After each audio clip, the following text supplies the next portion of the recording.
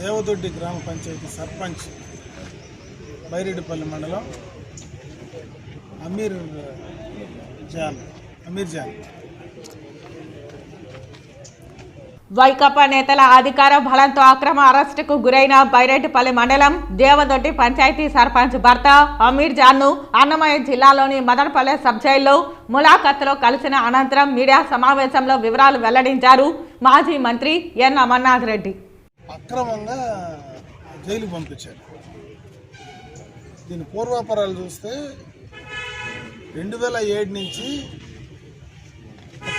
ఆయన ఇంటికి పోయేటువంటి దారికి సంబంధించినటువంటి సమస్య ఉండింది. అది కోర్టులో నడిచింది.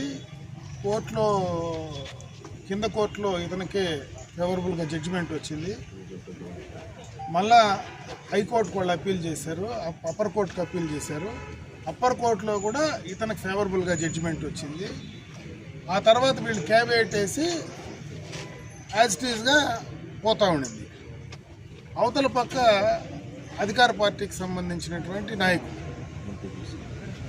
అక్కడ ఉన్నటువంటి సిట్టింగ్ ఎంపీటీసీ దౌర్జన్యంగా బయట నుంచి మనుషులు తీసుకొచ్చి అక్కడ గోడ కట్టేటువంటి ప్రయత్నం చేస్తే ఇతను వయసులో దాదాపు 75 సంవత్సరాలు దాదాపు వయసు ఉంటుంది. ఇతను కానీ ఇతని భార్య కుటుంబం అడ్డపడితే వీళ్లకు అక్కడ ఉన్నటువంటి పోలీసు వాళ్ళు కూడా, అంటే ఏఎస్ఐ స్థాయిలో ఉండేటువంటి వాళ్ళు కూడా వచ్చి వీళ్ళు ఉండేటువంటి రికార్డు చూపిస్తే వాళ్ళు కూడా నువ్వు రావడం కరెక్ట్ కాదని ఆపితే ఏఎస్ఐని కూడా కొట్టడానికి పోయి గడ్డపారు ఎత్తుకొని ఏఎస్ఐని పోలీసు వాళ్ళు తరుముకునేది కూడా వీడియోలో మొత్తం రికార్డ్ అయింది, వైరల్ అయింది. ఆ తర్వాత దానికి మునిపే ఒక నెలకు మునుపు చిన్న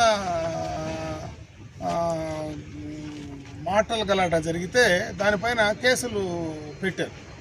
దానిపైన ఆ రోజు పోలీసులు 324 కేసు పెట్టారు. ఈ కేసు మళ్ళీ వీళ్ళు వచ్చి గోడ కట్టే సమయంలో వీళ్ళు అడ్డుకున్న తర్వాత దానికి సపరేట్గా ఒక 324ని 326గా ఆల్టర్ చేసి ఆ రోజు అక్కడ ఉన్నటువంటి నాయకులందరూ పోలీస్ స్టేషన్కి పోయి అడ్డుకుంటే కూడా బలవంతంగా తీసుకొచ్చి సబ్ జైల్లో పెట్టారు. అంటే ఒక మైనారిటీకి సంబంధించినటువంటి ఒక సర్పంచ్ని ఈ రకంగా అక్రమంగా కేసుల్లో పెట్టి ఈరోజు సబ్ జైల్లో పెట్టడం, వయసు రీత్యా కూడా పెద్ద వయసు ఉండేటువంటి వాళ్ళను ఈ రకంగా బెదిరించడం, దౌర్జన్యాలు చేసి వాళ్ళ ఆస్తుల పరంగా ఉంటే కూడా దానిపైన కూడా ఈ రకంగా చేయడం ఈ ప్రభుత్వానికి అలవాటు అయిపోయింది. ఆ నాయకులకు పూర్తిగా కూడా ఒక కార్యక్రమంగా బెదిరించి భయపెట్టేటువంటి కార్యక్రమాన్ని చేసేటువంటి పరిస్థితి కనపడతాం. ఇవన్నీ కూడా ఈ ప్రభుత్వానికి కరెక్ట్గా ఒక మైనారిటీకి సంబంధించినటువంటి వయసు పెద్ద ఆయనకు ఇంత అన్యాయం జరిగితే, ఈ రకంగా ఒక ముస్లిం సోదరునికి అన్యాయం జరిగితే కక్షగట్టి అతని పైన ఈ రకంగా దౌర్జన్యాలు చేస్తూ ఉంటే అసలు జగన్మోహన్ రెడ్డి ప్రభుత్వం నాయకులు ఏ రకంగా ఆలోచిస్తున్నారో అర్థం కావడం లేదు. కానీ ఇది పూర్తిగా కూడా అన్యాయం, కరెక్ట్ కాదు, ఇది మంచి పద్ధతి కాదు. ఈ రకంగా చేస్తే రేపు మళ్ళా అధికార మార్పిడి జరిగిన తర్వాత మీరు ఏ రకంగా మనగలరో ఒకసారి ఆలోచించుకోవాలని చెప్పి ఈ సందర్భంగా కూడా తెలియజేసుకుంటున్నా. ఈరోజు నీకు జరిగేటప్పుడు నీవు చేస్తే రేపు అతనికి జరిగేటప్పుడు అతను ఇదే పని చేస్తే ఎక్కడికి తీసుకెళ్తా ఉన్నాం మనం ఈ ప్రజాస్వామ్య దేశాన్ని? అసలు ఇక్కడ సిస్టమ్ని ఎక్కడ మనం తీసుకెళ్తా ఉన్నాం? వ్యవస్థలను అడ్డం పెట్టుకొని చేస్తే ఎక్కడికి తీసుకెళ్తా ఉన్నాం? ఒక పోలీస్ పైనే బెదిరించి చేయి దోసుకొని తోసి కొట్టేటువంటి పరిస్థితి అధికార పార్టీ నాయకులు చేస్తే వాళ్ళపైన ఏం యాక్షన్ తీసుకున్నాం క్లియర్ కట్గా వీడియోలో వైరల్ అయ్యి ఎవిడెన్స్ ఉంటే కూడా దాన్ని కూడా ఏ రకంగా మీరు చేస్తున్నారనే దానిపైన చేయలేకుండా ఉండేటువంటి పరిస్థితి. ఈమె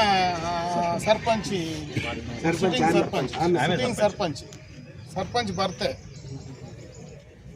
ఓ పెద్ద గ్రామ పంచాయతీ సర్పంచ్. ఈ రకంగా ఈ వయసులో ఉండే వాళ్ళని వీళ్ళను కొట్టే ప్రయత్నం చేస్తూ ఉంటే అసలు ఎక్కడికి వెళ్తూ ఉన్నారు? సామాన్యమైనటువంటి ప్రజలకు ఎక్కడ దిక్కు ఉంది? చంద్రబాబు నాయుడు మాట్లాడితే ఆయన పైన ఇష్టం వచ్చినట్టు మాట్లాడతాడు, ఆయన దారింటికి పోతే ఆయన అడ్డుకొని కేసులు పెడతాడు. మాలాంటి వాళ్ళు అనుకుంటే సంబంధం లేకపోయినా అటెంప్ట్ మర్డర్ కేసులు పెడతారు, ఆర్మ్స్ యాక్ట్ కింద పెడతారు, ఆయన తీసుకుపోయి జైల్లో పెడతారు, మమ్మల్ని తీసుకొచ్చి నెలల కొద్దికి ఊర్లో లేకుండా బయటకు పంపిస్తారు. అంటే ఈ ప్రభుత్వం ప్రజలకు న్యాయం చేసేదానికంటే ప్రజలపైన దౌర్జన్యాలు చేసేదానికి అధికారంలోకి వచ్చినారా జగన్మోహన్ రెడ్డిని అడుగుతా ఉన్నా.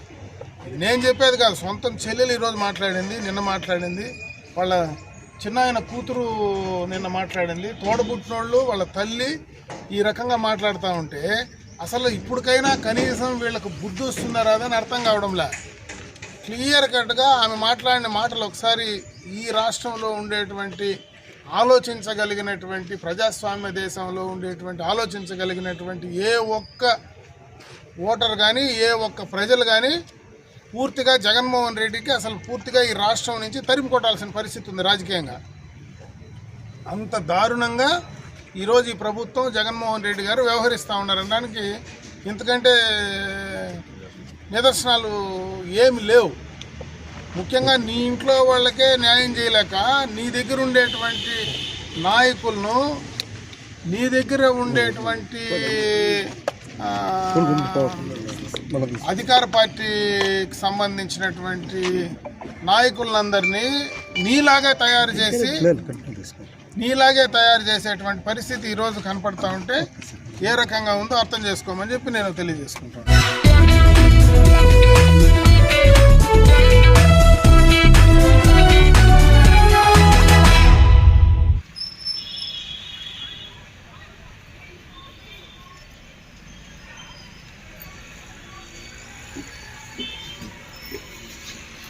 తమిళనాడు రాష్ట్రం కడుమూరు వద్ద ఆర్టీసీ బస్సు బోల్తా పడింది. కుప్పం నుండి బరుగురుకు వెళ్తుండగా ఈ ఘటన సంభవించింది. ఈ ప్రమాదంలో పలువురికి గాయాలైనట్లు సమాచారం.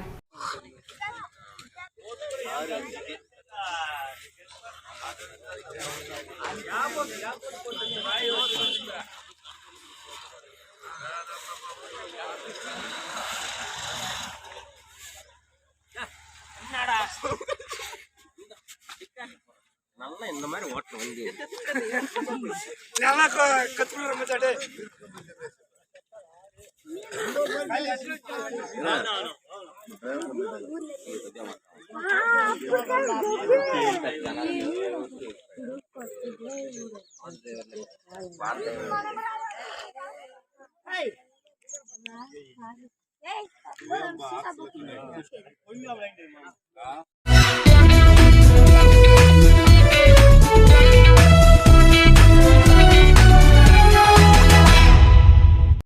నేను మీ దేవర మనోహర్, జనసేన పార్టీ చంద్రగిరి నియోజకవర్గ ఇన్ఛార్జ్.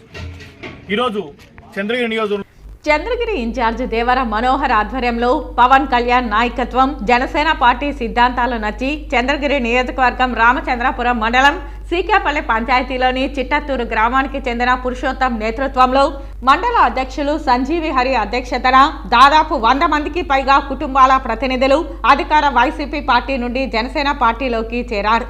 దేవర మనోహర్ మాట్లాడుతూ పల్లెటూర్లు పట్టుగూడ్లని, అలాంటి పల్లెటూరులో కనీస మౌలిక సదుపాయాలు కల్పించలేని ఎమ్మెల్యే చెవిరెడ్డి ఎమ్మెల్యేగా కొనసాగే అర్హత లేదని, పబ్లిసిటీ మీద పెట్టే శ్రద్ధ ప్రజల కష్టాలపై పెడితే వారి జీవితాలు బాగుపడతాయని పేర్కొన్నారు.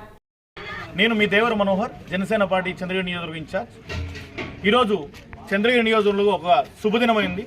ఎందుకురా అంటే చంద్రగిరి నియోజకవర్గంలోని రామచంద్రాపురం మండలంలో సీకేపల్లి పంచాయతీలో చిట్టత్తూరు గ్రామంలో ఈరోజు మా మండల అధ్యక్షులు సంజీవ్ హరి గారు ఆహ్వానం మేరకు, అలాగే యువ నాయకుడు రామచంద్రాపురం యువ నాయకుడు పురుషోత్తం గారి ఈ సొంత గ్రామమైనటువంటి పురుషోత్తం గారి యువ నాయకుడు ఆధ్వర్యంలో ఈరోజు జనసేన పార్టీలో దాదాపు 180 ఇండ్లు ఉన్నటువంటి గడప నుండి ఈ పల్లె నుంచి భారీ సంఖ్యలో ఈరోజు జనసేనలో చేరికలు జరిగింది.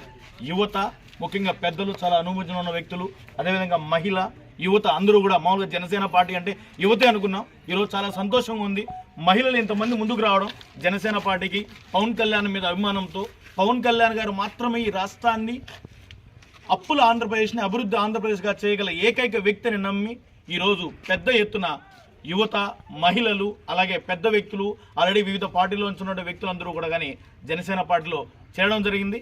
ఈ కార్యక్రమానికి ముఖ్య అతిథిగా విచ్చేసి మాతో పాటు రాష్ట్ర కార్యదర్శి అలాగే సంజీవ్ హరి గారు, యువ నాయకులు పురుషోత్తం గారికి ప్రతి ఒక్కరికి పేరు పైన ధన్యవాదాలు చేసుకుంటూ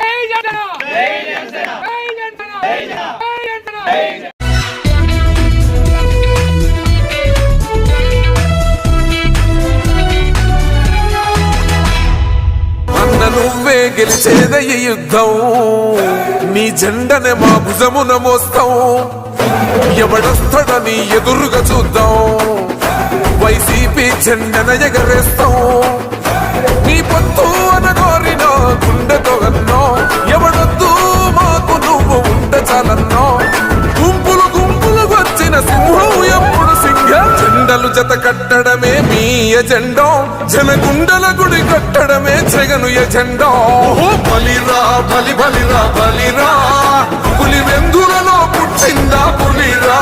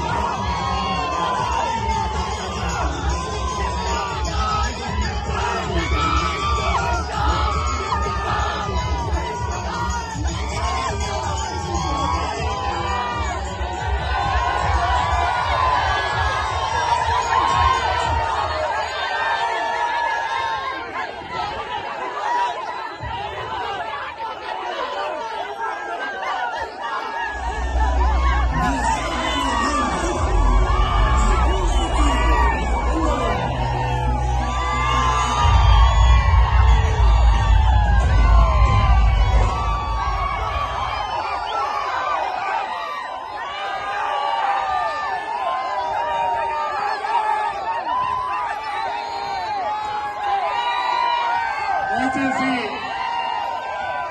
రోడ్డుపై ఉన్నటువంటి బస్సులు డ్రైవర్లందరూ కూడా విజ్ఞప్తి చేస్తామని ఇప్పటికే రోడ్డంతా కూడా బ్లాక్ అయింది, ట్రాఫిక్ జామ్ అయింది. కార్యకర్తలు నాయకులు బస్సులోకి దిగిన తర్వాత ఈ బస్సులన్నీ కూడా మీకు కేటాయించబడినటువంటి పార్కింగ్ స్థలాలకు తీసుకెళ్లి తెలుగుదేశం పిలుస్తోంది, రా కదలి రా అని చెప్పి అంటా ఉన్నాడు, పిలుస్తా ఉంది. ప్రజల్ని కాదు పార్టీలను పిలుస్తా ఉన్నాడు, దత్తపుత్రుడిని పిలుస్తా ఉన్నాడు. నేనిచ్చే ప్యాకేజీ కోసం రా కదలి రా అని చెప్పి దత్తపుత్రుడిని పిలుస్తా ఉన్నాడు. వదినమ్మను పిలుస్తా ఉన్నాడు. కమలం పార్టీలో చేరి అక్కడ నా మనిషిగా రా కదలి రా అని చెప్పి వాళ్ళ వదినమ్మను పిలుస్తా ఉన్నాడు.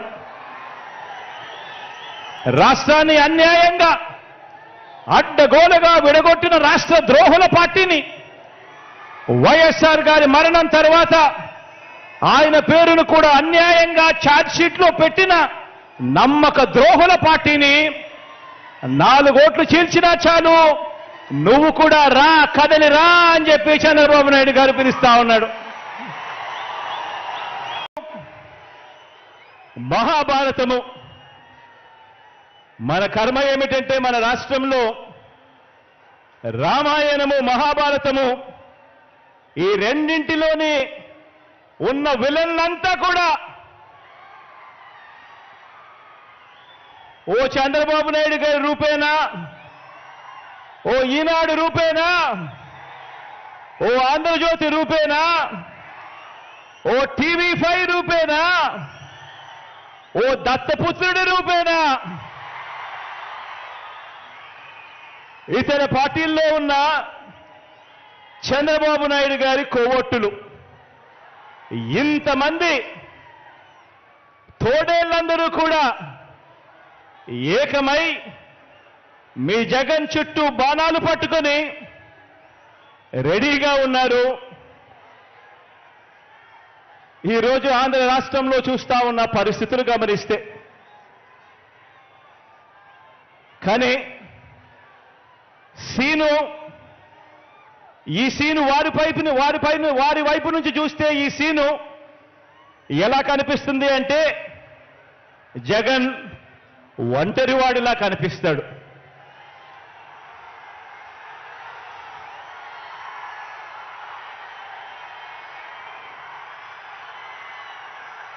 వాళ్ళ వైపు నుంచి చూసినప్పుడు ఇంతమంది తోడేళ్ల మధ్యన జగన్ ఒంటరి వాడి మాదిరిగానే కనిపిస్తాడు.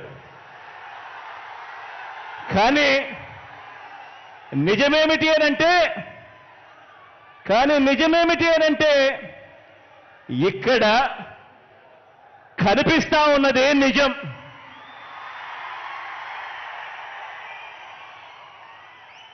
ఇది అసలు సీను. ఇన్ని లక్షల హృదయాలలో, ఇన్ని కోట్ల మంది హృదయాలలో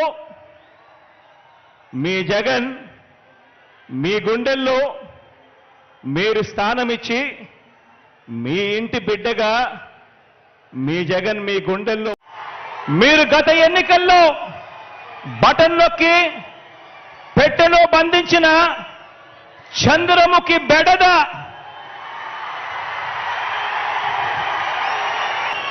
ఒకటి అసెంబ్లీకి, ఒకటి పార్లమెంటుకు ఫ్యాన్ మీద నొక్కితే, మీరు గత ఎన్నికల్లో బటన్ నొక్కి పెట్టెలో బంధించిన చంద్రముఖి బెడద ఇక శాశ్వతంగా మీకు ఉండదు. చంద్రగ్రహణాలు ఉండవు. లేదంటే చంద్రముఖి సైకిల్ ఎక్కుతుంది, టీ గ్లాస్ పట్టుకొని పేదల రక్తం తాగేందుకు లకలక అంటూ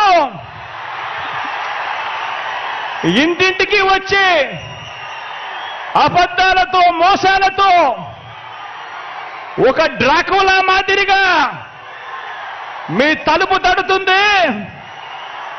గడప గడపలోనూ కూడా, ప్రతి ఇంట్లోనూ కూడా ఆ ప్రతి అక్క చెల్లెమ్మకు చెప్పండి, ఆ ప్రతి అవ్వాతాతకు చెప్పండి, ఆ ప్రతి అన్నతమ్ముడికి చెప్పండి.